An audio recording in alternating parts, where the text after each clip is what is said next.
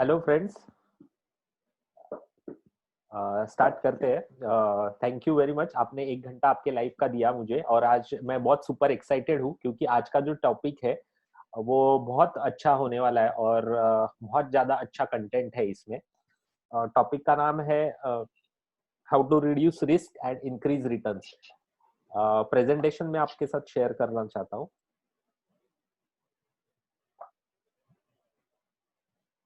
तो पूरे जो मतलब मोस्ट ऑफ द इन्वेस्टर्स सोचते हैं कि हमें ज्यादा से ज्यादा रिटर्न्स मिलने चाहिए, लेकिन रिस्क के ऊपर उनका ध्यान होता नहीं है। तो आज के प्रेजेंटेशन का ये टॉपिक चुनने के पीछे रीजन ऐसा है कि अगर आप रिटर्न्स देखते हुए ही रिस्क मिनिमाइज करने की मतलब सोच रखे और आपने रिस्क मैनेज कर लिया प्रॉपरली, तो इंडिया ऐसा कंट्री है कि यहाँ पे आप इन्वेस्ट करोगे फॉर नेक्स्ट 5 to 10 years, आपका पैसा बन ही जाएगा। लेकिन रिस्क के ऊपर आपको ध्यान देना बहुत ज्यादा जरूरी है। तो आज के टॉपिक में आपके टेकअवेज ये रहेंगे कि मैं आपको बताऊं कि ऑल वेदर पोर्टफोलियो कैसे बनाना है। मतलब जैसे कि अभी मार्च के मंथ में इतना मार्केट नीचे गया, लेकिन फ्यूचर में भी जा सकता है, फ्यूचर में भी शार्प करेक्शन आ सकता है, कुछ भी हो सकता है क्योंकि हम अनसर्टन वर्ल्ड में रह रहे हैं। लेकिन हमारा जो इन्वेस्टमेंट है उसको अगर हमारे पोर्टफोलियो ने अगर स्टेबल रिटर्न्स दिया, मतलब नेक्स्ट 3 to 5 years में ऐसा पोर्टफोलियो हम बनाने में कामयाब रहे कि जो अराउंड इन्फ्लेशन से 2-3% या 4% ज्यादा रिटर्न्स दे रहा है मार्केट डिस्पाइट मार्केट कंडीशंस, तो बहुत अच्छा हो सकता है। तो ऑल वेदर पोर्टफोलियो कैसे बनाए, उसके लिए कौन सा फॉर्मूला यूज करना चाहिए, और ऑफ कोर्स रिड्यूस कैसे करना चाहिए पोर्टफोलियो का रिस्क और इंक्रीज कैसे करना चाहिए रिटर्न्स। तो आज का प्रेजेंटेशन 3 पार्ट्स में है। पहले पार्ट में मैं ओवरव्यू बताऊंगा आज की जो इकोनॉमिकल कंडीशन है, जो भी इंडिया की या वर्ल्ड की। आज ऐसे जंक्चर पे है इंडिया की, बहुत ज्यादा ग्रोथ हो सकता है और बहुत इंटरेस्टिंग जंक्चर पे है इंडिया। तो फर्स्ट पार्ट में मैं वो कवर करूंगा कि करंट सिचुएशन क्या चालू है इकोनॉमिक्स में, शेयर मार्केट में और म्यूचुअल फंड्स में।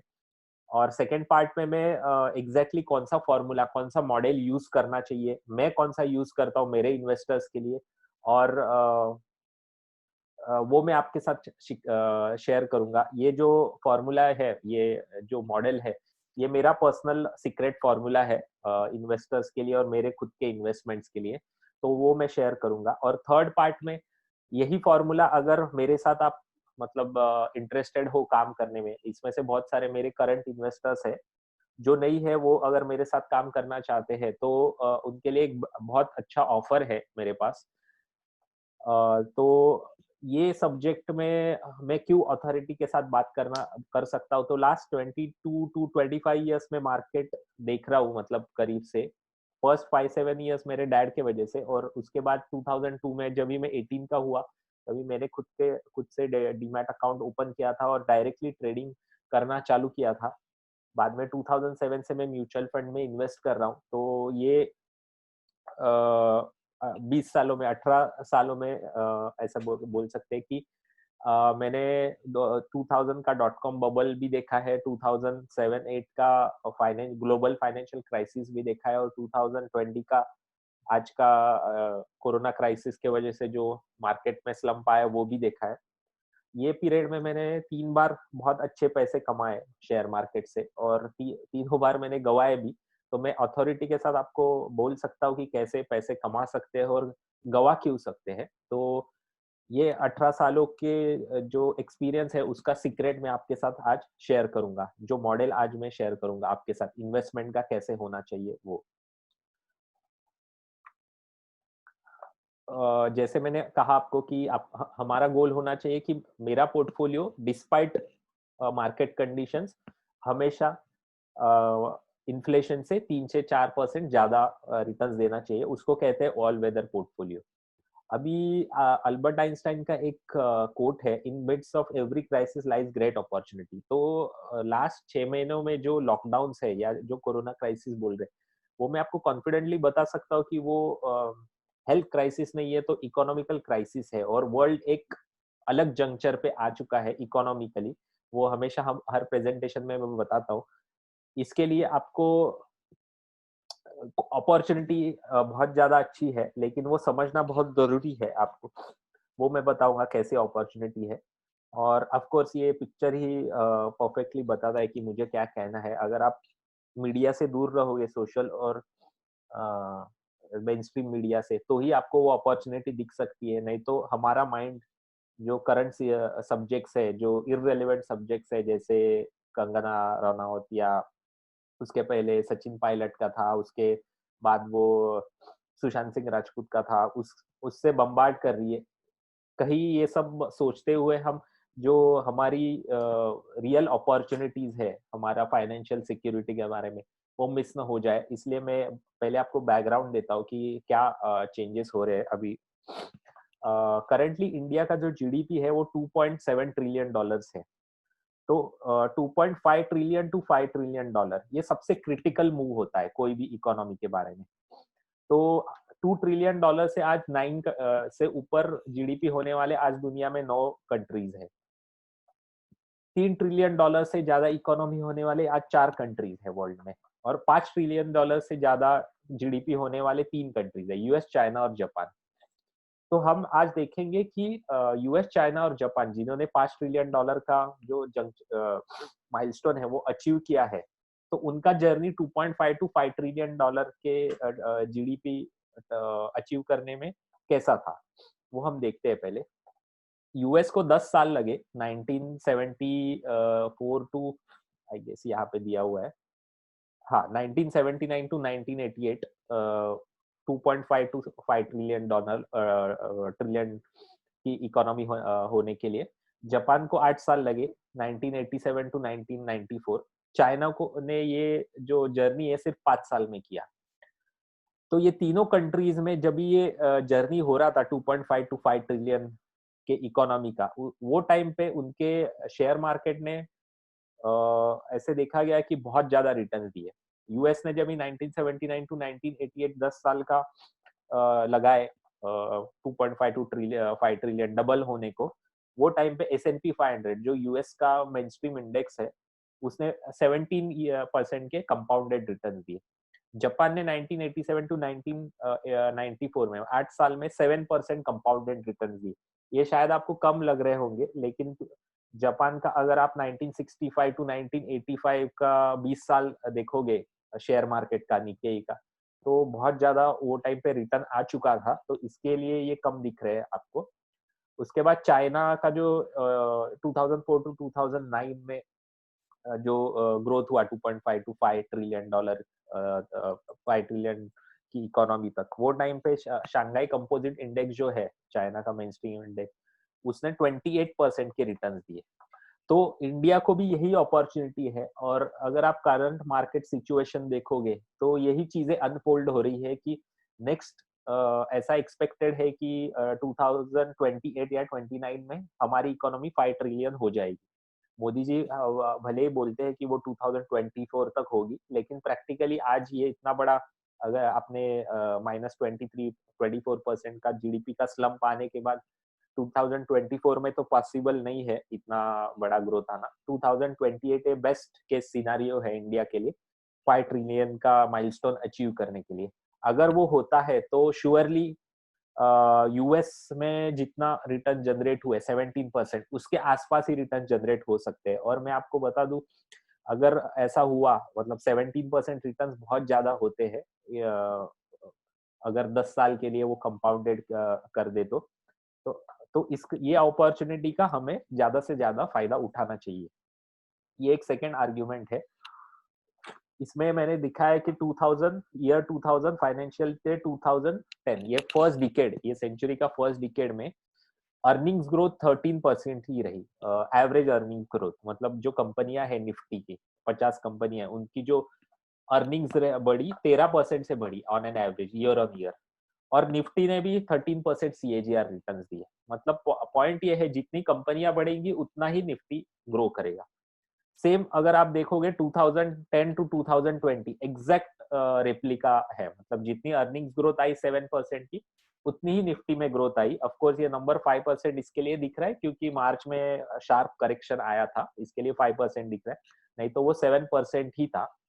तो जितना कंपनियां ग्रो करेंगी उतना ही रिटर्न जनरेट होंगे। तो नेक्स्ट 10 साल में के लिए हम बात कर रहे हैं कि यूएस में जैसे हुआ, मतलब मैं प्रीवियस स्लाइड में जाता हूँ कि 17% 10 साल में 17% सीएजीआर रिटर्न जनरेट हुए। अगर यहाँ पे 15% भी होते हैं तो अपना मार्केट उतना ही रिटर्न देगा। तो इसका फायदा उठाने के लिए कौन सा मॉडल यूज करना चाहिए, यही आज का टॉपिक है। ये स्लाइड हमेशा मैं बताता हूँ। 16 जैन को मार्केट पीक पे था और वहां से 23 मार्च को 39% के फॉल के बाद 7600 हुआ।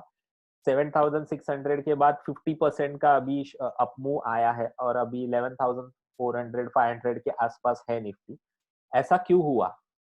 उसके पहले मैं आपको बताना चाहता हूँ, ये जो फॉल हुआ है उसके बाद ये जो रिकवरी आया है, तो हमें ऐसे मान के नहीं चलना चाहिए कि ये अभी बुल रन चालू है, मतलब अभी मार्केट ऊपर ही जाएगा।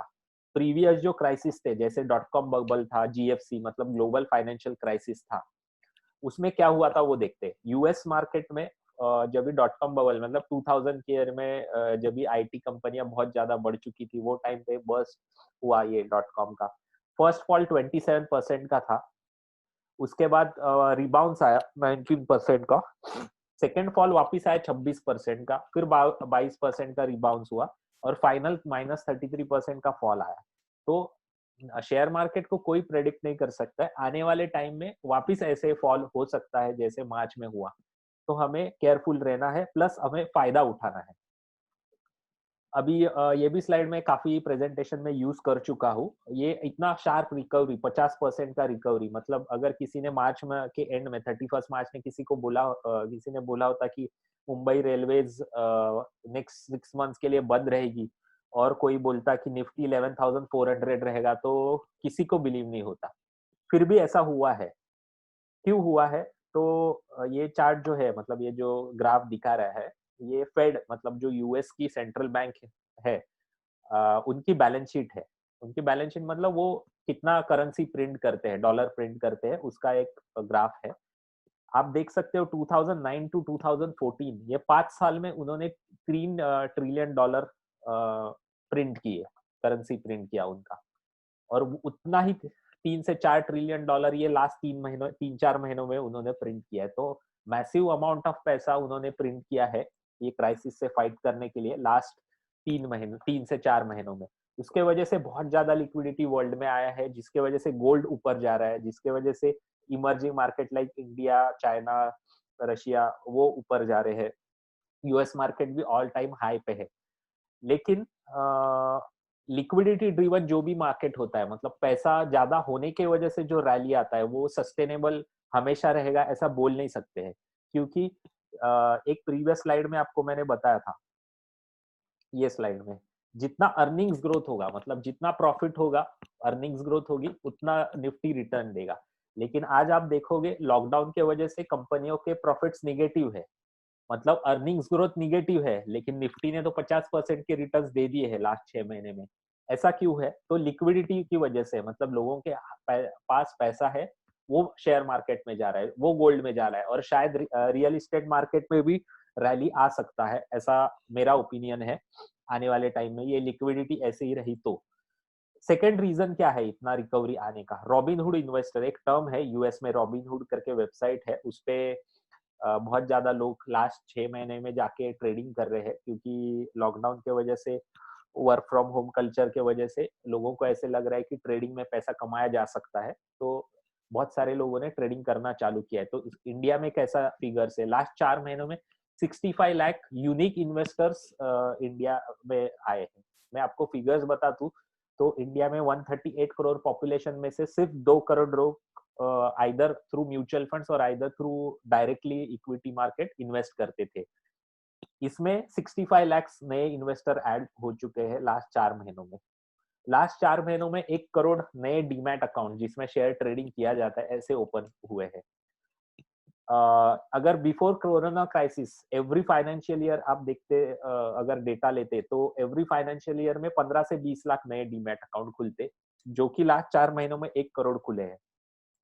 तो इसका मतलब है रिटेल के जो क्लाइंट्स है, इंडिविजुअल क्लाइंट्स, वो जो इन्वेस्ट कर रहे हैं शेयर मार्केट में बैठ के जो ट्रेडिंग कर रहे हैं, उसके वजह से ये रैली आ चुका है। तो दो रीजन के वजह से, एक तो लिक्विडिटी बहुत ज्यादा है और लोगों ने इंटरेस्ट लेना चालू किया है इन्वेस्ट करने का। तो पॉइंट ये है कि ये दोनों रीजन कंक्लूसिव रीजन नहीं है मार्केट ऊपर जाने के लिए, कभी भी गिर सकता है मार्केट। तो हमें तैयार रहना चाहिए। तो पोस्ट कोरोना इन्वेस्टमेंट वर्ल्ड कैसा होगा, ये मेरा ओपिनियन है। Equity markets will be extremely volatile और यही सबसे बेस्ट फीचर है। अगर आपको अच्छे रिटर्न्स चाहिए लॉन्ग रन में, तो जितना वोलाटाइल होगा मार्केट, आपके रिटर्न्स बढ़ेंगे। अगर आपने, जो मैं मॉडल आपको बता रहा हूँ, जो मेरा 18 साल का एक्सपीरियंस है, उससे मैंने जो मॉडल आपको आपके साथ शेयर कर रहा हूँ, वो आपने प्रॉपरली यूज किया, तो जितना वोलाटिलिटी बढ़ेगा, मतलब ऊपर नीचे होगा मार्केट, उतने आपके लॉन्ग रन में रिटर्न्स बढ़ेंगे। सेकेंड चीज होगा, पोस्ट कोरोना वर्ल्ड में FD interest rates will go down further. Currently SBI 5.25 या 5.50 के इंटरेस्ट रेट है, वो नेक्स्ट 8 से महीने से 1 साल के अंदर 4% भी हो सकते हैं। लोन्स विल बिकम चिपर, ये बहुत अच्छी चीज है। बिजनेस लोन अगर इंटरेस्ट रेट कम हुए तो इंडियन इकोनॉमी फास्ट ग्रोथ पे आ सकता है, और बहुत ज्यादा इसके इम्प्लीकेशंस होते हैं इकोनॉमी के ऊपर, of course positive. Uncertainty around everything, मतलब पूरी दुनिया पे अभी नेक्स्ट 1 साल 2 साल बहुत ज्यादा अनसर्टनिटी रहेगी, क्योंकि ये जो इकोनॉमिक्स मेजर लिए गए हैं वो कैसे अनफोल्ड होंगे कुछ भी पता नहीं है। लेकिन मैं आपको बता दूं कि अगर आपने ये अनसर्टनिटी को प्रॉपरली, मैं जो मॉडल बता रहा हूँ वो आपने इम्प्लीमेंट किया और सर्टनिटी में क्रिएट कन्वर्ट कर दिया, तो मैं कॉन्फिडेंटली बता सकता हूँ कि नेक्स्ट 5 साल में आपके पास सब्सटैंशियल वेल्थ क्रिएट हो सकता है और फाइनेंशियली आप हैप्पी रिच बन सकते हो। और ये डिजिटल वर्ल्ड रहेगा इसके आगे। मतलब अगर हम में से कोई या फिर जो भी लोग ऐसा सोच रहे हैं कि कोरोना का वैक्सीन आने के बाद जैसे पहले दुनिया होती थी वैसे होगी, तो ऐसा कुछ भी नहीं होने वाला है। बहुत ज्यादा अलग अलग चेंजेस होंगे। जो लोग नए रियलिटी के साथ एडजस्ट करेंगे जितने जल्दी, उतने वो रिच बनेंगे फाइनेंशियली, ऑफ कोर्स मैं बात कर रहा हूँ। और जो एडजस्ट नहीं करेंगे वो पीछे रह जाएंगे। मतलब जनरली पहले ऐसे होता था कि हमारे पास एक्स्ट्रा कैश आया तो हम एफडी कर देते। अगर आप आज एफडी करने जाओगे तो आप दिन ब दिन आपका वेल्थ इरोड होते जाएगा। तो ऐसे बहुत सारे चेंजेस हो रहे। तो अभी प्रेजेंटेशन का सेकंड पार्ट है। आगे जाने से पहले मैं आपको बता दूं कि आपको कुछ भी क्वेश्चन आया तो आप चैट बॉक्स में डाल सकते हो। अगर मैं आंसर वो टाइम पे दे पाया तो मैं दूंगा, या फिर एंड में आपको दूंगा। ये सेकंड पार्ट है, बहुत इंपॉर्टेंट पार्ट है। ये मेरा 18 साल का सीक्रेट है, मतलब जो मैंने सीख के आपको बता रहा हूँ। मार्बल फ्रेमवर्क इसको बोलते हैं। तो मार्बल फ्रेमवर्क इसके लिए बोलते हैं कि जैसे मार्बल का प्रॉपर्टी आपको पता है कि वो कार्व कर सकते हैं इजीली मार्बल को। एसिड रेजिस्टेंस है, मतलब एसिड को न्यूट्रलाइज कर सकता है मार्बल। और बहुत सारे फीचर्स है। वैसे ही जैसे वोलेटिलिटी होती है मार्केट्स में, उसको हमारा मार्बल फ्रेमवर्क न्यूट्रलाइज करके रिटर्न्स बढ़ा सकता है, रिस्क कम कर सकता है। तो एग्जैक्टली है क्या ये?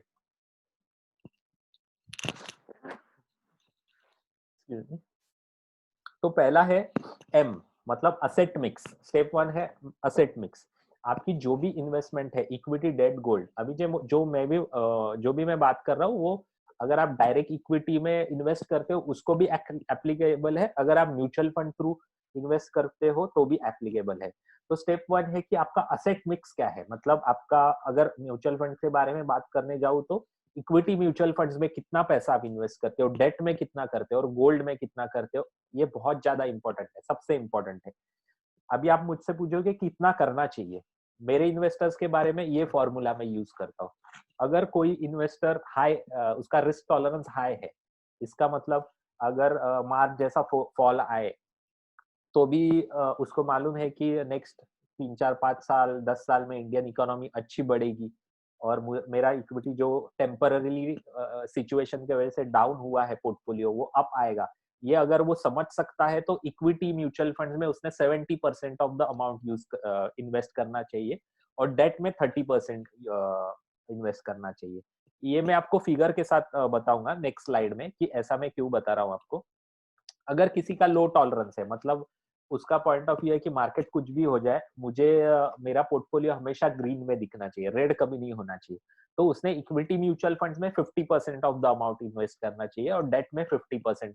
अमाउंट इन्वेस्ट करना चाहिए। अभी इसमें यहाँ पे मैंने गोल्ड मेंशन नहीं किया, लेकिन मैं आपको बता दूं कि आपके पास 5% of your portfolio, 5% of your wealth should be in gold. 5%, 5% से ज्यादा एक्सीड करते हो तो आपका पोर्टफोलियो अंडर परफॉर्म करेगा। अभी इसके लॉजिक में नहीं जाते हैं, मैं आपको सिर्फ ये थियोरेटिकली बता देता हूँ कि 5% होना चाहिए गोल्ड में।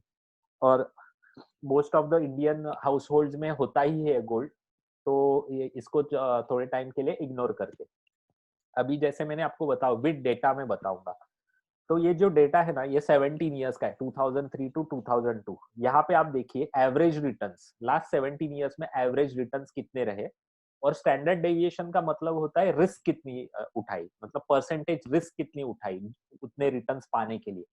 तो जिसने 100% of the amount debt mutual funds में इन्वेस्ट किया है, उसको लास्ट 17 साल में एवरेज रिटर्न आए 6.7%, और उसने रिस्क उठाई 4% की।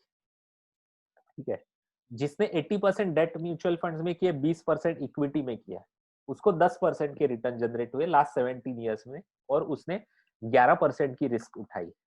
अभी बहुत सारे लोगों का मिसकंसेप्शन ऐसे होता है कि अगर मैं इक्विटी में रहूं लॉन्ग रन में तो मुझे बहुत ज्यादा रिटर्न्स आते हैं। तो 100% इक्विटी आप यहाँ पे देखिए, लास्ट 17 ईयर्स में 18.5% के रिटर्न जनरेट हुए विद 26% रिस्क।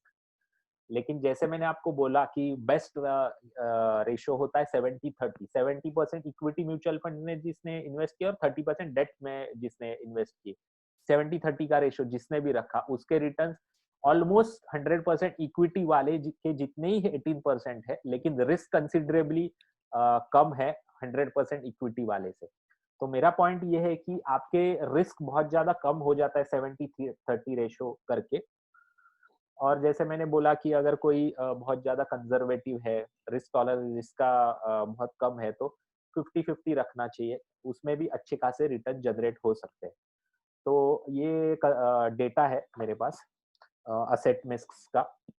तो मेरा पर्सनल चॉइस है 70-30 होना चाहिए। अभी देखते हैं कि सेकंड क्या है, मतलब एम, मार्बल का सेकंड लेटर ए। तो adjust according to market situation valuation. अभी समझो आपके पास करंटली एक विंडफॉल गेन आया, मतलब समझ लो 10 लाख रुपए एक्स्ट्रा आया और आपको इन्वेस्ट करना है, तो जनरली जो लोग जाते हैं कि अरे मेरे पास विंडफॉल गेन आया तो मैं एफडी कर देता हूँ। तो उनको मेरी सलाह यही है, लास्ट के स्लाइड में मैंने बताया आपको, एफडी किया तो उसका रिटर्न 6.75% था, रिस्क तो बहुत कम थी, लेकिन ये सीपीआई मतलब ये इन्फ्लेशन नंबर देखे 6.65 और रिटर्न्स भी देखे 6.7, ऑलमोस्ट उतने ही है। तो एफडी में आपके पैसे इरोड होते हैं, तो आपको एक रेशियो मेंटेन करना चाहिए। लेकिन मार्केट कंडीशन चेंज होते रहती है, तो कितना इक्विटी में डालना चाहिए, अगर मेरे पास आज 10 लाख रुपए आता है या 1 लाख रुपए आता है, तो मैं आज इक्विटी में कितना इन्वेस्ट करूं और डेट में कितना इन्वेस्ट करूं आज के पॉइंट पे। तो इसके लिए एक मॉडल है, मतलब इसको बोलते हैं वैल्यू प्रॉक्सी, मतलब आईसीआईसीआई प्रूडेंशियल एसेट अलोकेटर फंड एक फंड ऑफ फंड है, और एक बैलेंस एडवांटेज फंड है, और एक कोटक का बैलेंस एडवांटेज फंड है। इसका equity level at that point of day आप देखिए, और उतना इक्विटी म्यूचुअल फंड में डाल दीजिए और बाकी का डेट में डाल दीजिए। ये जो फंड्स है, इन्होंने एक मॉडल बनाया हुआ है, मतलब उसको वैल्यूएशन मैट्रिक्स बोलते हैं। उसमें 4 फैक्टर्स वो जनरली देखते हैं। एग्जैक्टली मैं अभी आपको बता नहीं पाऊंगा, लेकिन मुझे जो पता है वो model market cap to GDP देखता है, क्रूड ऑयल प्राइसेस देखता है, 10 ईयर बॉन्ड यील्ड देखता है, और फोर्थ चीज मुझे एग्जैक्टली याद नहीं है, लेकिन ये 4 पैरामीटर्स देख के इक्विटी में कितना पैसा जाना चाहिए और डेट में कितना पैसा जाना चाहिए वो डिसाइड होता है। और फुल प्रूफ मॉडल है। अगर आप आईसीआईसीआई बैलेंस एडवांटेज लास्ट 12 साल के रिटर्न्स देखोगे, तो any point of time point two point returns ये एफडी से 2-3% ज्यादा ही है। तो फुल प्रूफ मॉडल है। तो ये 31 अगस्त का डेटा है। अगर किसी के पास 31 अगस्त को 1 लाख रुपीज होते, तो एज पर ये 3 फंड्स का डेटा देखते हुए मुझे ऐसे लगता है कि 50% इक्विटी में डालना चाहिए था, 50% डेट में डालना चाहिए था। तो adjust according to market valuation, ये सेकेंड स्टेप हुआ हमारे मार्बल मॉडल का। अभी ये फर्स्ट 2 स्टेप्स, मतलब असेट मिक्स और एडजस्ट, ये दो जो स्टेप्स है उसका बेनिफिट कैसे होता है, मैं एग्जाम्पल के साथ आपको बताता हूँ। आपने ये एग्जाम्पल मेरे प्रीवियस प्रेजेंटेशंस में देखा होगा। अभी विथ नए नंबर्स, मतलब लेटेस्ट 11 सितंबर के नंबर्स के साथ मैं आपको एग्जांपल बताता हूँ। 3 इन्वेस्टर्स है, अमर, अकबर, एंथनी। अमर जो है वो पैसिव इन्वेस्टर है और ऐसा सोच वाला इन्वेस्टर है कि इक्विटी में लॉन्ग टर्म में बहुत पैसा बनता है, तो मैं पूरा इक्विटी म्यूचुअल फंड्स में इन्वेस्ट करूंगा। तो उसने 1 लाख रुपया, उसका बैड लक था कि 13 फरवरी 2020 जब भी आदित्य बिरला इक्विटी फंड जो मल्टी कैप फंड है उसका हाईएस्ट एनएवी था, उसमें उसने 1 लाख रुपया इन्वेस्ट कर दिया 13 फरवरी को। ये जो अकबर और एंथनी थे वो एकदम कंजर्वेटिव इन्वेस्टर थे, उनको चाहिए था कि मुझे निगेटिव देखना नहीं है मेरे पोर्टफोलियो में, तो 50% इक्विटी में डालूंगा, 50% डेट में डालूंगा। तो उन्होंने 50% पैसा आदित्य बिरला इक्विटी फंड में डाल दिया और 50 पैसा आदित्य बिरला लो ड्यूरेशन फंड में डाल दिया। अभी 23 मार्च को जब भी मार्केट बॉटम पे था, तभी अमर के पोर्टफोलियो का सीन, ऑफ कोर्स इक्विटी में था पैसा तो पूरा नीचे आ गया, 61,000, 39% फॉल आ गया ये फंड में।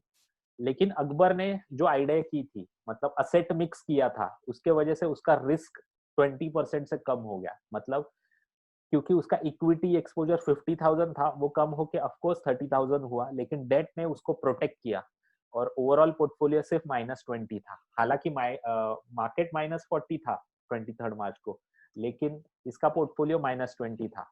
तो पॉइंट ये है कि असेट मिक्स आपका अगर राइट है तो आपका डाउनसाइड रिस्क बहुत कम हो जाता है आपके पोर्टफोलियो का।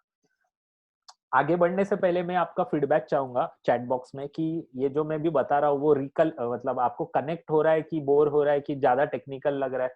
प्लीज अब अगर आप चैट बॉक्स में मुझे फीडबैक दोगे तो आगे का प्रेजेंटेशन मुझे अच्छा से करने मिलेगा।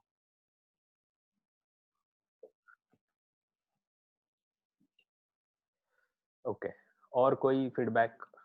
Yes yes. हाँ, तो अभी आज के डे का thank you for your feedback. अभी आज के डे का तीनों का पोर्टफोलियो देखते हैं। जो अमर है, इक्विटी वाला बंदा जो ऐसे सोचता था कि इक्विटी में ही डालना चाहिए पैसा, तो मार्केट तो रिकवर हो गया बॉटम से 50%, लेकिन उसका पोर्टफोलियो देखो आज भी 89,435 है, जो कि मार्केट का जो पीक था उससे -10% है और उसके इन्वेस्टमेंट जितना किया है उससे भी 10% निगेटिव में है। तो ये प्रॉब्लम होता है पैसिव इन्वेस्टिंग में, और इक्विटी 100% जिनका पोर्टफोलियो होता है। अब अभी जो अकबर था जिसने असेट मिक्स सिर्फ राइट किया था, स्टेप 1 राइट किया था, उसका पोर्टफोलियो देखिए। ये जो 30,000 जो इरोड हुए थे, 50% रिकवरी के बाद 44,718 हुए हैं और डेट तो फुल्ली प्रोटेक्टेड है। तो उसके टोटल इन्वेस्टमेंट है आज 97,000 रुपीज। तो सिर्फ 3% निगेटिव में है क्योंकि उसका असेट मिक्स राइट था। हमारा जो हेडलाइन इंडेक्स है निफ्टी, जो पीक था उससे आज 10% नीचे है, लेकिन इसका इन्वेस्टमेंट सिर्फ -3% है। तो राइट असेट मिक्स के वजह से हमारा डाउनसाइड रिस्क बहुत अच्छा से प्रोटेक्ट होता है। अभी जो तीसरा एंथनी था, वो ये तीनों में एकदम इंटेलिजेंट आदमी था, उसने एडजस्टमेंट भी किया। हमारा जो सेकेंड स्टेप है, कैसे एडजस्टमेंट किया, तो जब भी 23 मार्च को बॉटम हुआ मार्केट का, वो टाइम पे उसके पास डेट में जो 10,000 रुपए एक्स्ट्रा थे, उसने वापस रिबैलेंस कर दिया 50-50। मतलब डेट में से 10,000 रुपए उठाए और उसने आदित्य बिरला इक्विटी फंड में इन्वेस्ट कर दिए, जो भी वो टाइम पे बॉटम में था। उसका इम्प्लीकेशन क्या हुआ, तो आज 11 सितंबर को ये 40,000 की वैल्यू 58,000 है और डेट तो नॉर्मल जैसे अपना एफडी जैसे चलता है वैसा चालू ही है, और उसका ओवरऑल पोर्टफोलियो 1,01,012 का है। मतलब आप देखोगे तो निफ्टी 10% नीचे है पीक से आज भी, जो फरवरी जनवरी में पीक था उससे, लेकिन इसका पोर्टफोलियो आज 1% अप है, 50-50% असेट मिक्स के वजह से प्लस एडजस्टमेंट के वजह से। अभी अगर इसने 70-30 या 60-40 का इक्विटी डेट रेशो रखा रहता, अगर इसका 60-40 डेट रेशो होता एंथनी का, तो इसके रिटर्न्स 3 to 4% होते। अगर 70-30 होता जैसा मेरा फेवरेट है, तो इसके रिटर्न 7% होते। मतलब 1 सेकंड, ये स्टॉप कैसे हो गया?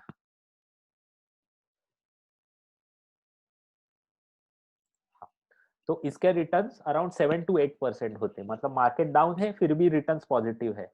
तो ये बेनिफिट होता है फर्स्ट 2 स्टेप्स का। अभी अगर आपको कुछ क्वेश्चन है तो आप पूछिए। थर्ड स्टेप के ऊपर जाते हैं, रीबैलेंस। बहुत अच्छा एक स्टेप है।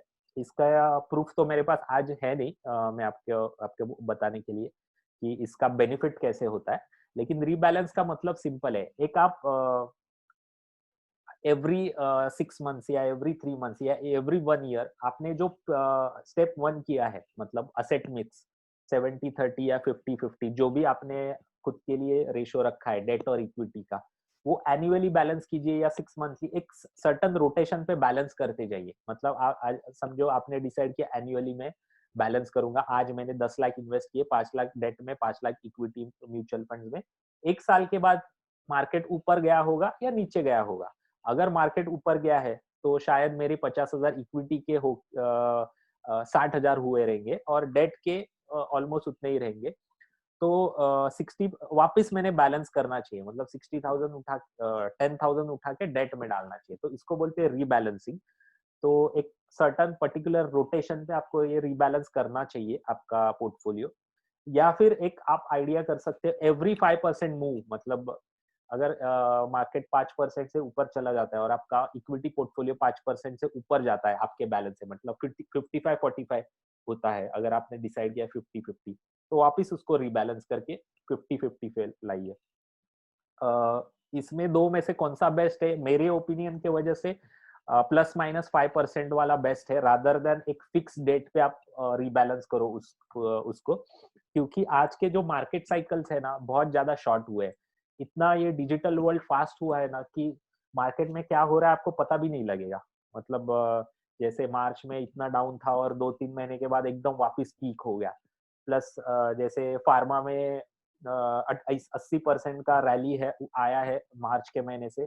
अगर आपने इन्वेस्टमेंट किया है फार्मा स्टॉक्स में या फार्मा फंड में और आपने आज प्रॉफिट बुक नहीं किया तो शायद 3-4-5 महीने बाद वो पूरा प्रॉफिट निकल जाएगा।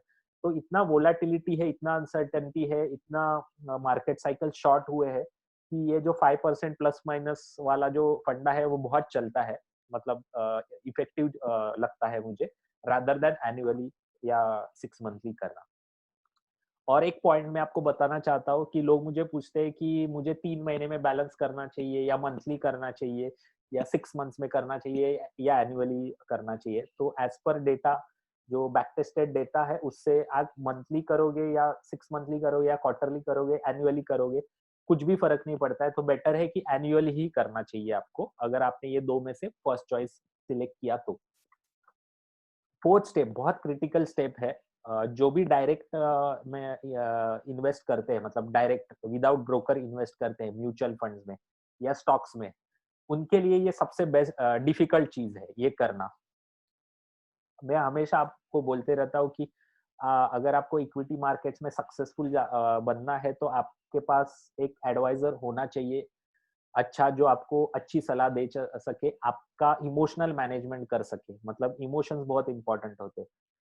तो ये जो फोर्थ स्टेप है, ये इमोशन मैनेज करने के लिए सबसे बेस्ट है। वो है build your equity and debt portfolio. कैसे? तो मेरे इन्वेस्टर्स के बारे में मैं 5 फिंगर फ्रेमवर्क यूज करता हूँ। आप भी यूज कर सकते हो, इसका आप स्क्रीनशॉट ले सकते हो। करंट सिचुएशन के हिसाब से mid cap, small cap, multi cap, value style और थीमेटिक में इन्वेस्ट करना चाहिए। क्यों लार्ज कैप? बहुत सारे लोग मुझे पूछते हैं कि लार्ज कैप में क्यों इन्वेस्ट नहीं करना चाहिए।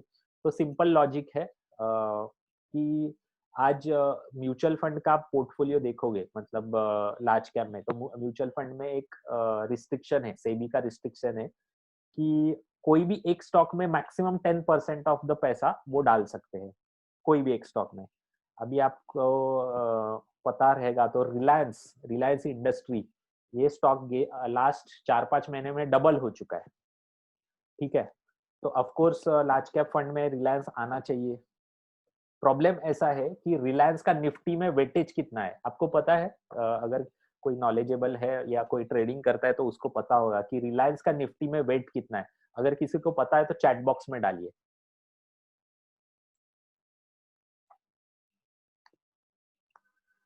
मैं ही बता देता हूँ आपको। रिलायंस का निफ्टी में वेटेज है 14%। मतलब अगर आपके पोर्टफोलियो में 14% रिलायंस नहीं है तो आपको उसका पूरा बेनिफिट नहीं मिलने वाला है जो इतना बड़ा रैली रिलायंस में आया। यही लार्ज कैप म्यूचुअल फंड्स का प्रॉब्लम होता है कि उसमें रिटर्न जनरेट होते नहीं। लेकिन अगर मार्केट नीचे गया नेक्स्ट 3-4-6 महीनों में 20-25% से, तो लार्ज कैप फंड भी नीचे जाएगी। मतलब आप रिस्क तो पूरा ले रहे हो, लेकिन रिटर्न साइड पे आपका रिटर्न्स बहुत कैप्ड है। तो इसलिए लार्ज कैप में मेरे हिसाब से इन्वेस्ट नहीं करना चाहिए। अगर आपने मार्बल ये जो पूरा फ्रेमवर्क है वो प्रॉपरली यूज किया तो, ये मैं आपको कैवेट बता रहा हूँ। फिर मिड कैप में और मुझे एक क्वेश्चन आता है कि इस मिड कैप में कितना परसेंट इन्वेस्ट करना चाहिए, स्मॉल कैप में इन्वेस्ट कितना करना चाहिए, मल्टी कैप में कितना करना चाहिए, वैल्यू स्टाइल में कितना करना चाहिए। तो इसके लिए बहुत टेक्निकल हो जाएगा, तो मैं आपको डायरेक्टली बता देता हूँ। अगर आपको लिख के लेना है तो लिख के लीजिए। एज ऑन डेट अगर किसी को इन्वेस्ट करना है तो मिड कैप एक्सपोजर मेरे ओपिनियन के हिसाब से 20% होना चाहिए, स्मॉल कैप एक्सपोजर उसका 30% होना चाहिए, मल्टी कैप एक्सपोजर उसका 20% होना चाहिए, वैल्यू स्टाइल एक्सपोजर उसका अराउंड 25% होना चाहिए, और थीमेटिक स्कीम्स में एक्सपोजर उसका 5% होना चाहिए। तो प्लस और एक चीज आप ध्यान रखिए कि मिड कैप में अगर कोई इन्वेस्ट करोगे तो बहुत सारे लोगों का पोर्टफोलियो मैंने देखा है, तो मिड कैप में बहुत सारे स्कीम्स रहते हैं। एक्सिस मिड कैप होता है, फिर एचडीएफसी मिड कैप होता है, डीएसपी मिड कैप होता है। तो हमेशा मिड कैप कैटेगरी में एक ही स्कीम होना चाहिए, क्योंकि एज पर सेबी डेफिनेशन यहाँ पे आप देख सकते हो, मिड कैप में 101 to 250 ये 150 ही स्टॉक्स आते हैं। तो आप किसी का भी पोर्टफोलियो उठा के देखिए, कोई भी मिड कैप स्कीम का मोर और लेस सिमिलर ही होगा, मोर और लेस सिमिलर ही होगा। तो अननेसेसरी आप डबल 3-2-3-4 स्कीम लेके आप ओवरलैप करोगे, और ओवरलैप ये जो प्रिंसिपल है उससे आपका पोर्टफोलियो रिटर्न्स डाउन हो जाएंगे। अभी मुझे एक क्वेश्चन श्रीकांत जी सर ने पूछा है, व्हाट इज वैल्यू स्टाइल। हाँ, इसके बारे में मैं आपको बताता हूँ। वैल्यू स्टाइल ऑफ इन्वेस्टिंग और quality style, growth style of investing, ये दो स्टाइल्स है इन्वेस्टमेंट करने के। ग्रोथ स्टाइल ऑफ इन्वेस्टिंग मतलब ऐसे स्टॉक जो बहुत ज्यादा मल्टीप्लाई हो रहे हैं, मतलब ऐसी कंपनियां जो बहुत ज्यादा फास्ट बढ़ रही है। एग्जांपल मैं आपको बताऊं तो 1995 टू 2005 इन्फोसिस बहुत ज्यादा फास्ट ग्रो कर रही थी। मतलब उसका जो ग्रोथ रेट था वो एवरी ईयर डबल हो रही थी। इन्फोसिस उसका प्रॉफिट ग्रोथ 50%, ऑलमोस्ट 50%, फिगर शायद मेरे गलत हो, लेकिन बहुत ज्यादा फास्ट ग्रो हो रही थी। तो ऐसे जो स्टॉक्स होते हैं उसमें जो लोग इन्वेस्ट करते हैं उसको बोलते हैं growth style of investing. Growth style of investing का प्रॉब्लम ये होता है कि हमेशा ऐसे स्टॉक बहुत एक्सपेंसिव होते हैं। मतलब इन्फोसिस का जो प्राइस टू अर्निंग रेशो, अगर आप में से किसी को पता है, तो प्राइस टू अर्निंग रेशो 300 था, जो कि होना चाहिए 25 वगैरह। तो स्टॉक खरीदना चाहिए, तो 300 था 2000 के ईयर में। तो ग्रोथ स्टाइल में एक्सपेंसिव मिलते हैं स्टॉक्स हमेशा, वैल्यू स्टाइल में सस्ते होते हैं स्टॉक्स। अगर आप आज इन्फोसिस देखो तो मार्च मंथ में उसका वैल्यूएशन अराउंड 13-14 के पीई पे मिल रहा था। जो स्टॉक 2000 के ईयर में 300 के पीई पे था, वो स्टॉक 20 साल के बाद वैल्यू स्टॉक बन गया और 12-13 के पीई पे मिल रहा था मार्च के महीने में।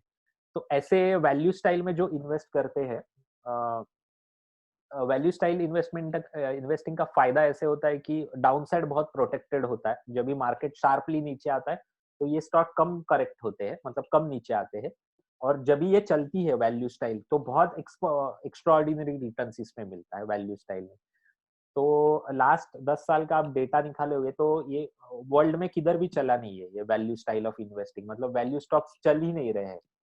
तो ऐसा पोटेंशियल है कि नेक्स्ट 5 साल में ये वैल्यू स्टाइल ऑफ इन्वेस्टिंग बहुत अच्छी रिटर्न्स दे सकती है। तो इसके दो स्कीम्स में जनरली सजेस्ट करता हूँ, आईसीआईसीआई वैल्यू डिस्कवरी और एचडीएफसी कैपिटल बिल्डर फंड। ये दो फंड्स में वैल्यू स्टाइल में सजेस्ट करता हूँ, बहुत अच्छे फंड्स है। और थीमेटिक मतलब कोई भी थीम लेके इन्वेस्टिंग किया जाता है। जैसे फार्मा थीम तो फार्मा फंड होगा, बैंकिंग एंड फाइनेंशियल थीम तो बैंकिंग एंड फाइनेंशियल में इन्वेस्ट होगा, या फिर एफएमसीजी थीम या आईटी थीम तो स्पेसिफिकली वही स्टॉक्स में इन्वेस्ट होता है ऐसे म्यूचुअल फंड स्कीम में।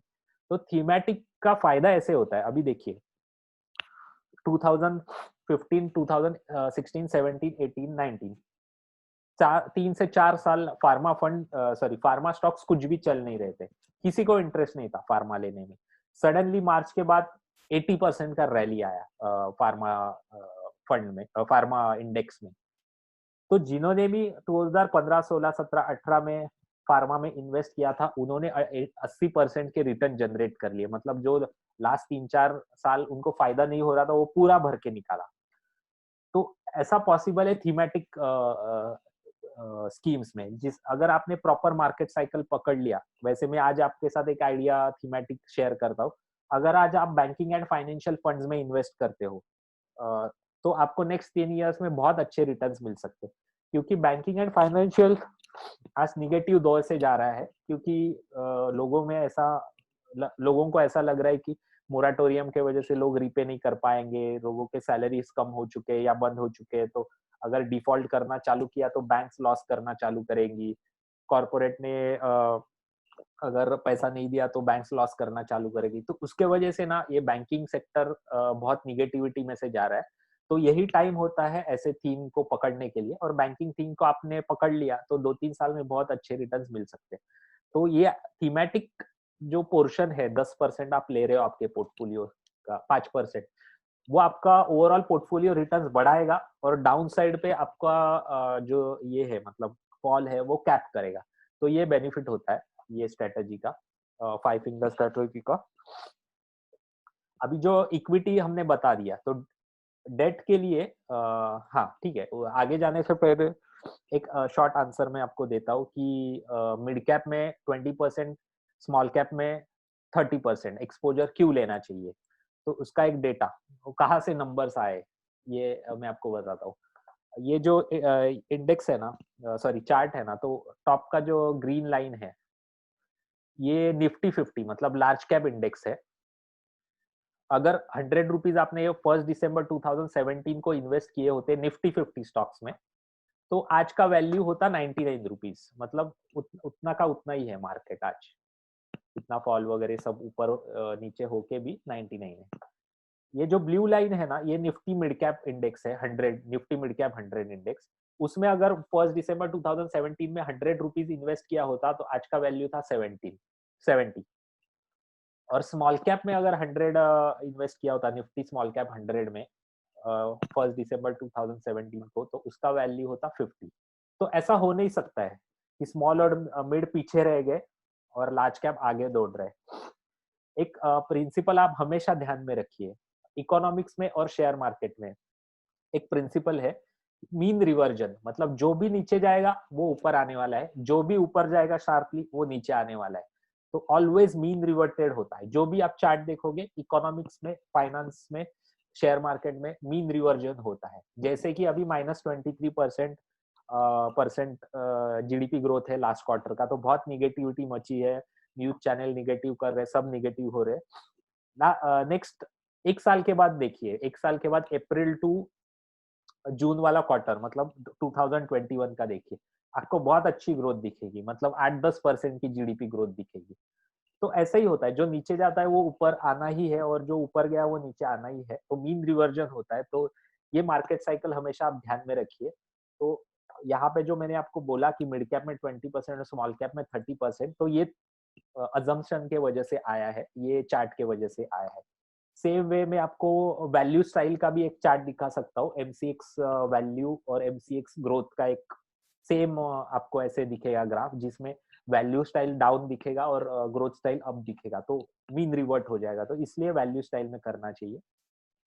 तो ये स्टडी करना इंडिविजुअल लेवल पे डायरेक्ट प्लान में जो इन्वेस्ट करते हैं उनको बहुत डिफिकल्ट होता है, क्योंकि कैसे है, स्मॉल कैप आपको यहाँ पे 50 दिख रहा है, 100 रुपीज का 50, मतलब समझ लो आपने एसबीआई स्मॉल कैप फंड में, एक मैं एग्जांपल ले रहा हूँ, ऐसे ही hypothetical, SBI small cap fund में 1 दिसंबर 2017 को आपने 1 लाख रुपया डाला, उसका आज आपको 50,000 दिख रहा है 3 साल के बाद भी।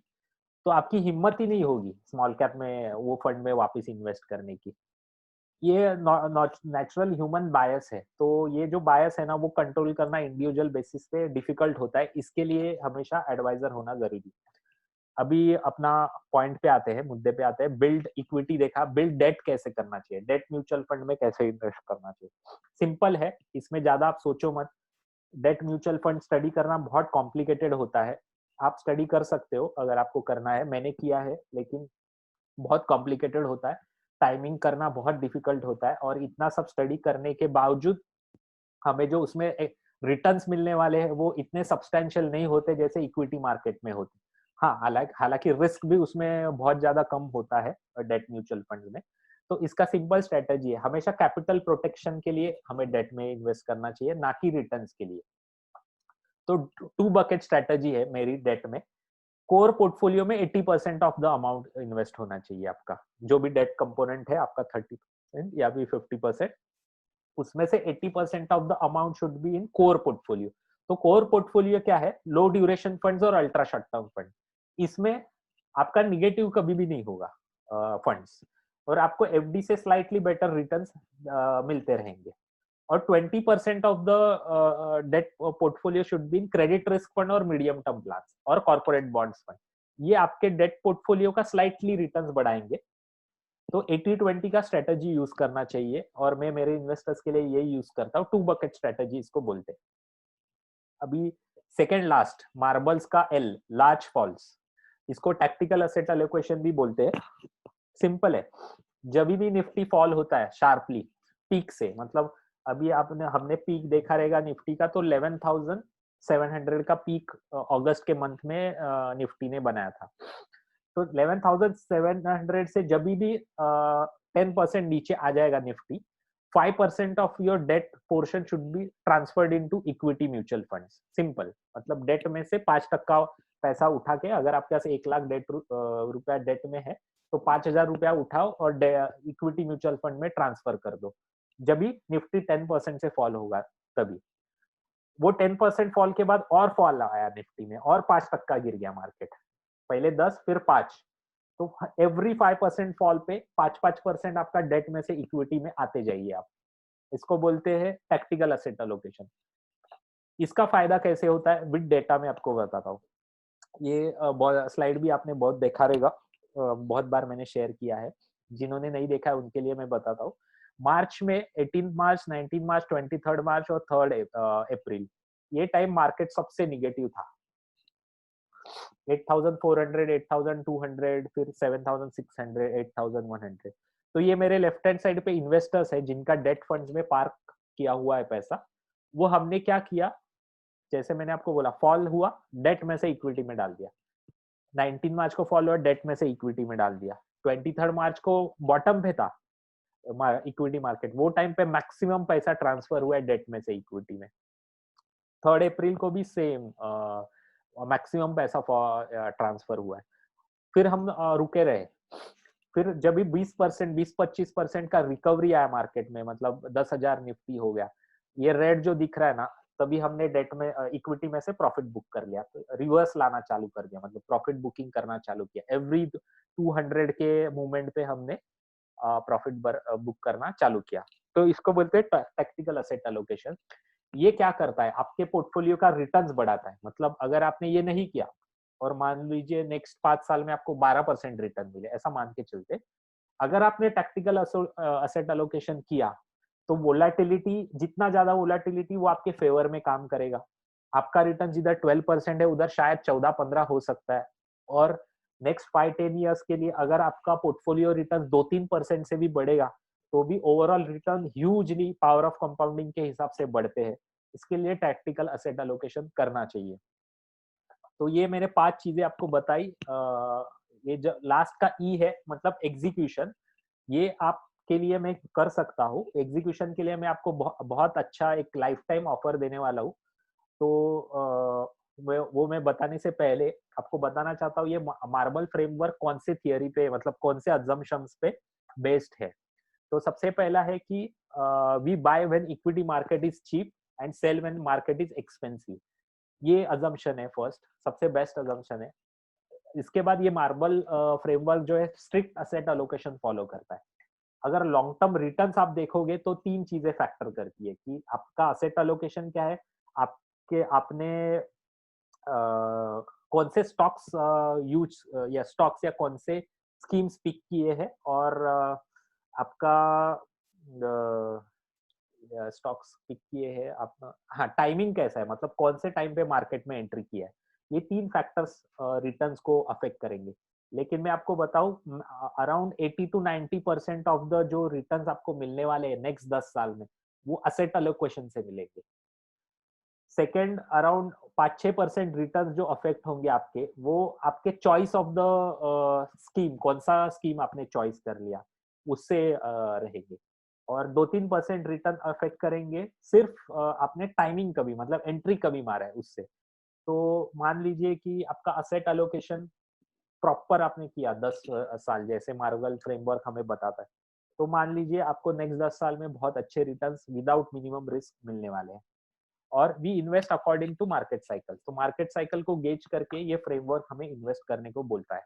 अभी लास्ट ई, तो अगर आपने अपने प्रीवियस मेरे सेशंस अटेंड किए होंगे तो फाइनेंशियल गोल शीट होता है।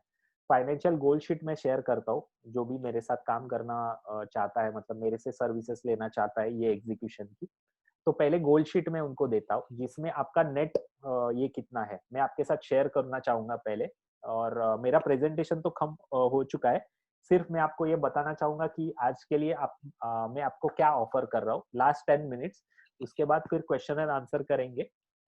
तो पहले मैं आपको गोल शीट शेयर करता हूँ आपके साथ।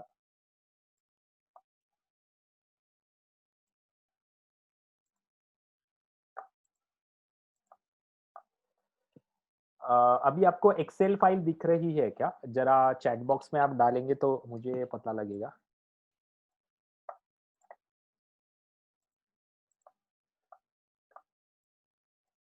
हाँ, तो ये गोल शीट है। पॉइंट ऐसा है कि आप कुछ भी इन्वेस्ट करते हो, शेयर्स में इन्वेस्ट करते हो या म्यूचुअल फंड्स में इन्वेस्ट करते हो या गोल्ड में इन्वेस्ट करते हो, तो अगर आपके इन्वेस्टमेंट को कोई पर्पस नहीं है, मतलब आपने गोल सेट नहीं किया है कि ये म्यूचुअल फंड में मैं इन्वेस्ट कर रहा हूँ ये चीज के लिए, अगर आपने ऐसा सेट नहीं किया है तो आपका नुकसान ही होने वाला है। उसका बेस्ट एग्जांपल मैं हूँ। मेरा एक एग्जांपल देता हूँ। 2007 में मैंने 1000 की एसआईपी स्टार्ट की, ICICI infrastructure direct plan, sorry direct plan में नहीं, आईसीआईसीआई डायरेक्ट पे जाके चालू की थी। ऐसे ही सब पढ़ के, पेपर में पढ़ के, वो टाइम पे एसआईपी का एकदम नया नया आया था, तो मैंने 1000 की एसआईपी चालू की थी। तभी मेरा सैलरी था 10,000 रुपया, मैं जॉब करता था वो टाइम पे। उसके बाद 2009 में मैंने बिजनेस चालू किया, तो मेरा अर्निंग बढ़ते गया, तो मैंने एसआईपी बढ़ाते गया बढ़ाते गया बढ़ाते गया। 2015 में, मतलब 7 साल में, ये 7 साल का जर्नी आप देखिए निफ्टी का। 2007 टू 2013, 6 साल निफ्टी ने कुछ भी रिटर्न्स नहीं दिए। तो मेरा पोर्टफोलियो भी ये 6 साल में उतना ही था या स्लाइट निगेटिव था, जितने इन्वेस्ट किए उतने ही थे। लेकिन जैसे ही 2013 जुलाई या सितंबर में बीजेपी ने नरेंद्र मोदी को अपना प्राइम मिनिस्टर कैंडिडेट किया, उसके बाद जो बुल रन आया मार्केट में वो 2018 तक चला। तो 2013 के बाद एक साल में मेरा पूरा पोर्टफोलियो, म्यूचुअल फंड पोर्टफोलियो की मैं बात कर रहा हूँ, +40% था। +40%, मतलब आपको एक्स्ट्रॉर्डिनरी रिटर्न्स लगेंगे। अगर आपको चाहिए तो ऑफलाइन मुझे मैसेज डालिए, मैं मेरा स्टेटमेंट भी आपके साथ शेयर कर सकता हूँ। और 2015 में मेरे पास इतने पैसे आए कि मैं मुंबई में कैश में घर ले सकता हूँ। लेकिन मैंने कभी ऐसे ये गोल शीट वगैरह किया नहीं था कि इतने पैसे मेरे रिटायरमेंट के लिए है, इतने पैसे मेरे ट्रैवल के लिए, मतलब टूरिज्म के लिए है, इतने पैसे मेरे घर लेने के लिए। तो जैसे ही इतना पैसा दिखने लगा सडनली एक साल में, तो मैंने गाड़ी ले लिया या दूसरे चीजें कर ली, जिसके वजह से पूरा जो इन्वेस्टमेंट था वो बर्बाद हो गया। तो 2015 टू 2018 का जो रैली था उसका मुझे कुछ भी फायदा नहीं हुआ, क्योंकि मेरे पास वो फंड्स अवेलेबल ही नहीं थे at that point of time. तो ये प्रॉब्लम होता है अगर आप इन्वेस्ट कर रहे हो और आपके पास गोल आप लिखे हुए नहीं है, तो ये होता है। तो ये शीट मैंने बनाया है जिसमें सबसे पहले तो आपको कैश फ्लो पता लगेगा। अभी मैं आपको बताऊं तो आप में से बहुत सारे लोगों का ऑफेंसिव मत लीजिए ये मेरा स्टेटमेंट, लेकिन ये आफ्टर बहुत सारे इन्वेस्टर को काउंसलिंग करने के बाद मैं आपको ये कॉन्फिडेंटली बता रहा हूँ। 99% लोगों को पता ही नहीं होता है कि मेरा आउटफ्लो कितना है। इनकमिंग पता होता है क्योंकि वो चेक डायरेक्टली अकाउंट में आता है, सैलरी अकाउंट में आता है। बिजनेसमैन रहेगा तो उसको इनकमिंग भी पता नहीं होता है कि इनकमिंग कितना है खुद का।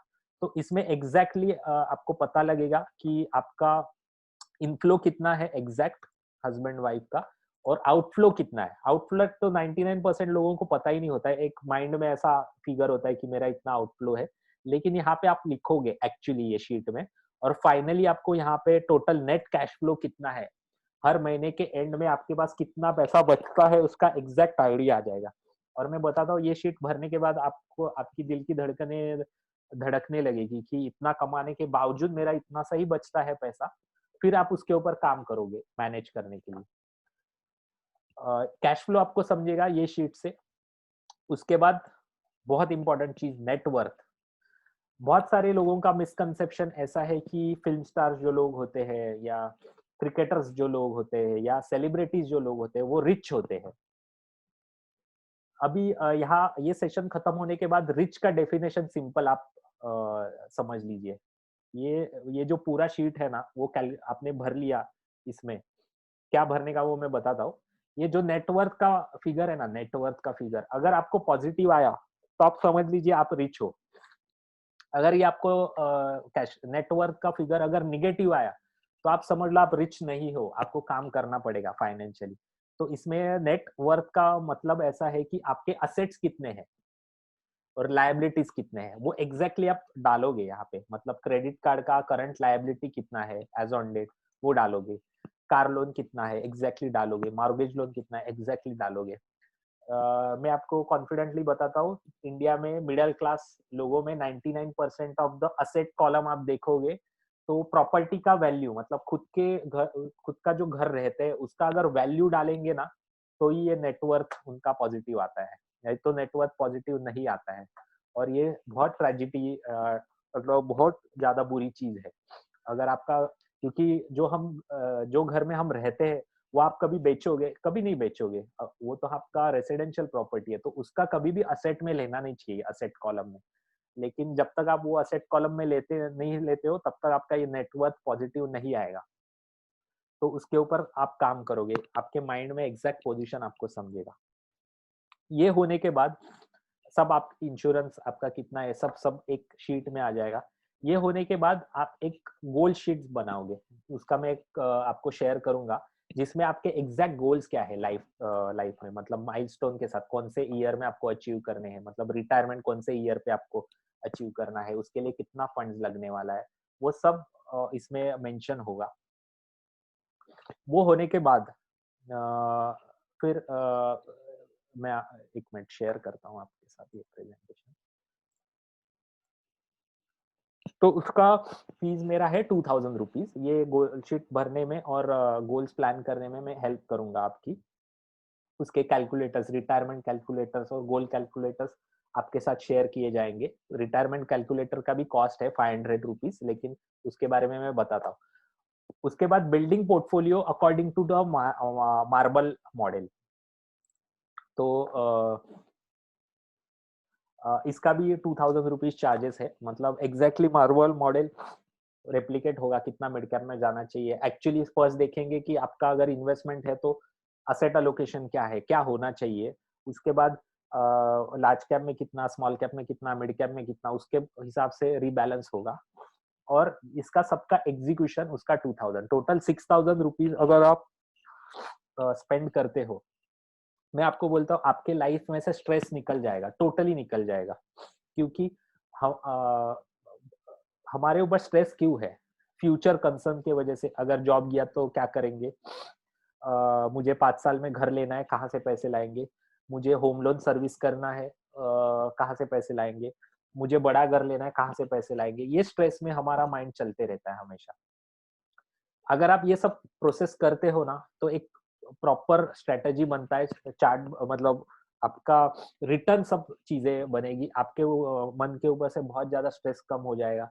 आप आपके प्रोफेशनल लाइफ में कंसंट्रेट कर जाओगे। उसके लिए मुझे नहीं लगता है ये 6000 ये ज्यादा कॉस्ट है।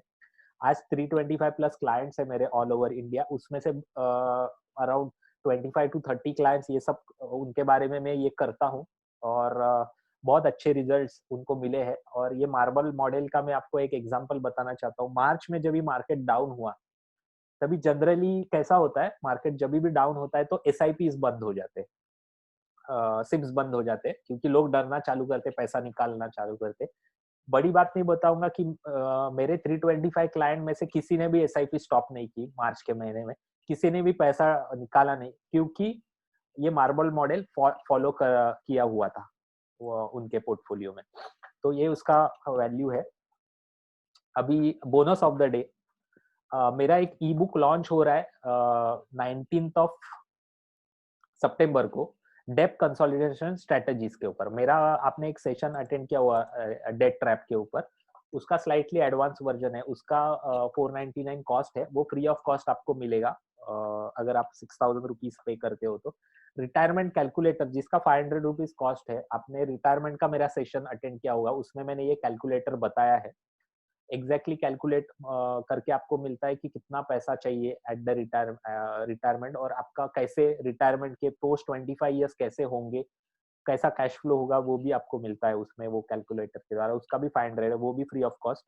और 3 डेट कैलकुलेटर्स है। अगर आप मुझे 5 मिनट देते हो तो मैं आपको बताना चाहूंगा वो कैलकुलेटर्स। आप इंटरेस्टेड हो क्या, जरा चैट बॉक्स में डालिए वो कैलकुलेटर्स देखने के लिए, या फिर आपने देख लिया है वो पहले। 3 डेट कंसोलिडेटेड स्ट्रेटजी।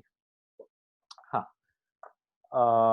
टोटल 8 लोग हैं, तो उसमें से एक ही जितेंद्र जी ने यस बोला है। फिर भी मैं दिखा देता हूँ परमिशन लेके आपका।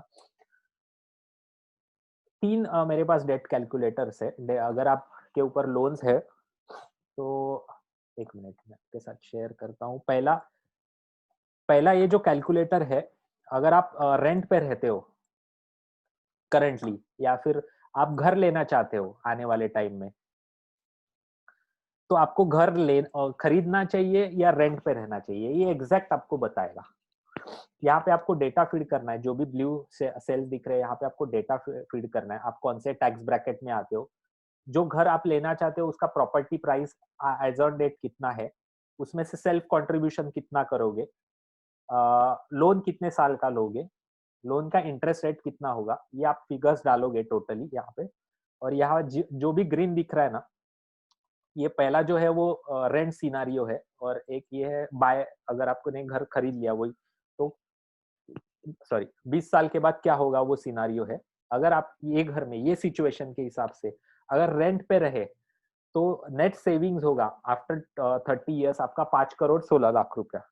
अगर आपने यही घर आज खरीद लिया लोन पे, तो आपके पास 30 साल के बाद होगा 2 करोड़ 83 लाख रुपीज। तो ये डेटा के हिसाब से ये जो घर है 1 करोड़ 20 लाख का, इस पे रेंट पे रहना चाहिए, ना कि घर खरीदना चाहिए। तो ये बहुत ब्यूटीफुल कैलकुलेटर है। जनरली हम घर खरीदने का जो डिसीजन होता है वो इमोशनल होता है, लेकिन घर जैसा जो इतना बड़ा एक्सपेंडिचर है वो कभी भी इमोशनली नहीं लेना चाहिए। अभी सेकंड कैलकुलेटर, लास्ट 5 मिनट दीजिए मुझे सिर्फ। सेकंड कैलकुलेटर में आपको दिखाऊंगा जिनके ऊपर भी लोन है आज, वो उनके पास विंडफॉल गेन्स आते हैं कभी, या मतलब बोनस होता है, तो सडनली पैसा प्रीपे कर देते हैं।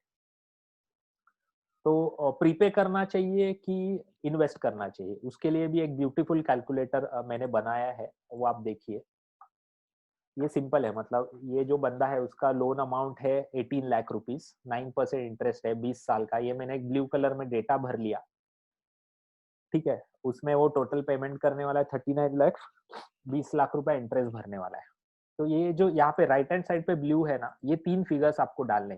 समझ लो ये बंदे के पास आज 1 लाख रुपया आ गया है एज अ बोनस, तो उसको इन्वेस्ट करना चाहिए कि जो होम लोन की अमाउंट है वो प्रीपे करनी चाहिए। तो सिंपल है, आपको गूगल पे जाके जो मैंने यहाँ पे लिखा है current market cap of India, आपको एक नंबर आएगा वो यहाँ पे फीड करना है। करंट नंबर है 147। सेकेंड, आपको current nominal GDP for India ये सर्च करना है, आपको नंबर आएगा 208। और GDP growth for next 5 years कितना होना चाहिए, तो मेरे हिसाब से 6% से इंडिया ग्रो होगी नेक्स्ट 5 साल में। फाइनली आपको यहाँ पे एक नंबर मिलेगा 8%। इसका मतलब है अगर आपने 1 लाख रुपए आज इक्विटी म्यूचुअल फंड में इन्वेस्ट कर दिया, तो नेक्स्ट 5 साल में आपको 8% रिटर्न आएगा आज के हिसाब से, ठीक है। और ये इंटरेस्ट रेट कितना है 9%। तो मतलब इंटरेस्ट ज्यादा है, तो सेंस बनता है कि वो उसको प्रीपे करना चाहिए। होम लोन, ना कि इन्वेस्ट करना चाहिए। अभी समझ लीजिए वही बंदे के पास मार्च में 1 लाख रुपीस आता, तो मार्च में current market cap to GDP था 125, ये नंबर सेम था। एक्सपेक्टेड ग्रोथ 6%, यहाँ पे नंबर आ रहा है 12%, और यहाँ पे उसका इंटरेस्ट रेट है 9%। तो ऑफ कोर्स अगर मार्च में उसके पास 1 लाख रुपए आया होता तो मैं उसको सलाह देता ये कैलकुलेटर के हिसाब से कि उसको इन्वेस्ट करना चाहिए। तो ये एक लॉजिकल डिसीजन पे आप आ सकते हो। और तीसरा है उसमें 5 स्ट्रेटजीज है वो कैलकुलेटर में। अगर आपके ऊपर होम लोन है तो वो कैसा फास्ट खत्म करना चाहिए उसके ऊपर कल 5 बजे मेरा इंस्टाग्राम के ऊपर मास्टर क्लास है, वो अटेंड कीजिए। उसमें मैं वो बताऊंगा कौन से 5 स्ट्रेटजीज है, और बुक में भी आपको वो पता चलेंगे। ये सब चीजें आपको एज अ बोनस मिलेगी 6,000 रुपीज के मेंबरशिप के साथ। और नेक्स्ट 15 मिनट के लिए एक स्पेशल ऑफर मैं आपको देना चाहता हूँ। ये सब चीजें मतलब financial goal sheet, building marble model, execution for 1 year, e book copy, retirement calculator, 3 debt calculators, ये आपको सिर्फ 2,000 रुपीज में मिलेंगे अगर नेक्स्ट 15 मिनट में आप मेरे साथ मतलब मेंबरशिप फीस जो है 2,000 रुपीज वो भरते हो। तो ये सब चीजें आपको 8,500 रुपीज की चीजें 2,000 में मिलेगी। ये सिर्फ 5 लोगों के लिए वैलिड है। तो अगर आपको करना है तो मैं आपको चैट बॉक्स में इंस्टामोजो का लिंक भेजता हूँ। नेक्स्ट में 15 मिनट तक ये लिंक एक्टिवेट रहेगा, वहां पे आप पे कर सकते हो, या फिर ये जो आदित्य पालो @ओके एक्सिस है जो यूपीआई आईडी है उस पे भी आप पेमेंट कर सकते हो। फिर ये सब चीजें 1 महीने में आपके साथ हम खत्म करेंगे, एग्जैक्टली आपका पोर्टफोलियो बनाएंगे। अगर आप मेरा प्रेजेंटेशन खत्म हो चुका है, अगर आपको कुछ क्वेश्चंस है तो आप पूछ सकते हो चैट बॉक्स में भी, या फिर माइक भी ऑन करके आप पूछ सकते हो। प्लस ये जो मैं आपको बताना चाहूंगा कि आप कॉन्फिडेंट रहिए। हम जब भी फैमिली के साथ डिनर पे जाते हैं या लंच पे जाते हैं तो एक टाइम तो 2,000 रुपए ऐसे ही खर्च कर लेते हैं। ये 2,000 रुपए आप खर्च करोगे ना तो मैं आपको गारंटी देता हूँ कि आपके माइंड में से जो आपका फ्यूचर का जो ये है कंसर्न्स है, फाइनेंशियल कंसर्न्स, वो पूरे निकल जाएंगे। आप स्ट्रेस फ्री जी सकते हो, ये मैं आपको कॉन्फिडेंटली गारंटी दे सकता हूँ। आपको कुछ क्वेश्चंस है तो पूछिए।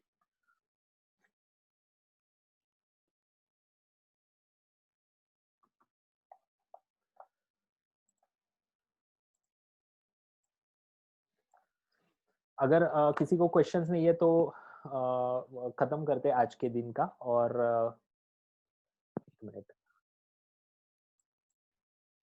हाँ, अगर किसी को कुछ क्वेश्चंस नहीं है तो थैंक यू वेरी मच, आपने मुझे आपके लाइफ का 1 घंटा दिया। होप करता हूँ कि आज के प्रेजेंटेशन से आपने 2-3 नई चीजें सीखी होगी। अगर वो आपने कुछ भी एक भी चीज नहीं सीखी होगी और वो आपने इम्प्लीमेंट कर दी तो मैं बहुत ज्यादा खुश रहूंगा। जो भी मैं इनवाइट्स आपको भेजता हूँ वो आपके व्हाट्सएप पे जरा स्प्रेड कीजिए तो ज्यादा से ज्यादा लोग जुड़ सकते हैं। कल मेरा इंस्टाग्राम पे लाइव है 5 बजे, master class on how to live debt free life के ऊपर। अगर आपने वो मेरा डेट ट्रैप का सेशन अटेंड नहीं किया है तो आप अटेंड कीजिए जरूर। मैं आपके साथ लिंक शेयर करूंगा उसका, मतलब उसका इनवाइट शेयर करूंगा, तो आप कर सकते हो। और ऐसे एवरी सैटरडे प्रोग्राम्स होते रहेंगे, अगर आपको अच्छे लगते हो तो आप कनेक्ट कीजिए ज़रूर। और थैंक यू वेरी मच। और आज का सेशन खत्म करते, थैंक यू।